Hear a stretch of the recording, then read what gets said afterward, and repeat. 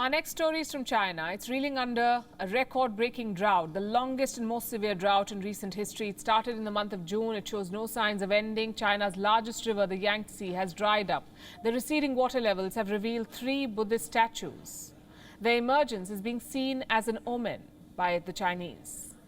Water supplies, meanwhile, to dams and reservoirs have fallen. This has disrupted operations at hydro plants. Factories are facing electricity shortage.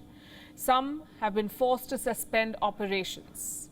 The drought is killing crops. The heat has scorched millions of hectares of agricultural land, leaving thousands of Chinese citizens in need of government support.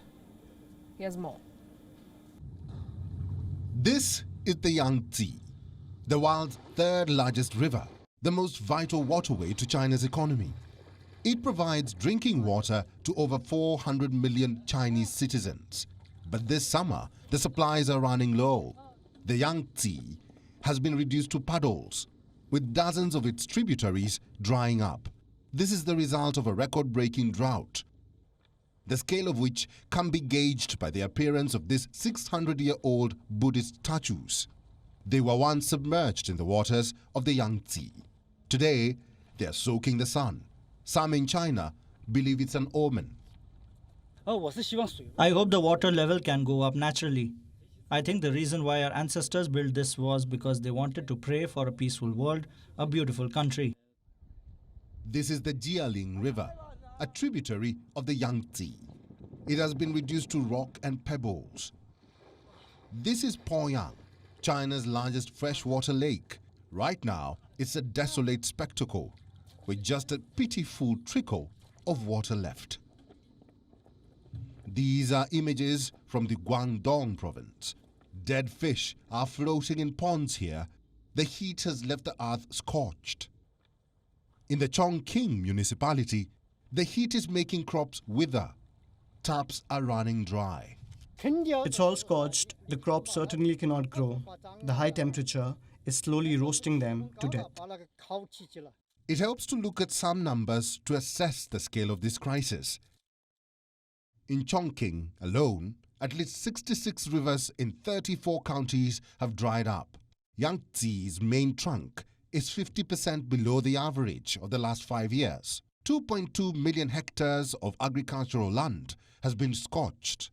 $300 million has been incurred in economic losses. 2.46 million people have been left high and dry. 780,000 people are in need of government support.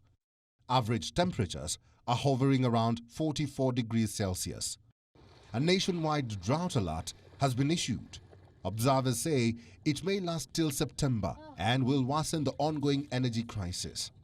You see, as rivers and lakes across China dry up, water flow to reservoirs and dams also drops. This has disrupted hydropower generation. Factories are facing electricity shortages. Many companies have been forced to halt work, like Toyota, Foxconn, and Tesla. In the last fortnight, some of their factories suspended operations temporarily, with no plans to restart production anytime soon. So how can the crisis be fixed? Most would pray to God for rain, but atheist China relies on science. It's looking at cloud seeding as a solution. It plans to use chemicals to generate rain. The problem is, messing with nature doesn't end well for most. China's experiences have been devastating for the world. But here's hoping that this artificial rain to fix the drought doesn't trigger a new flood of woes. Bureau Report, WION, World is One.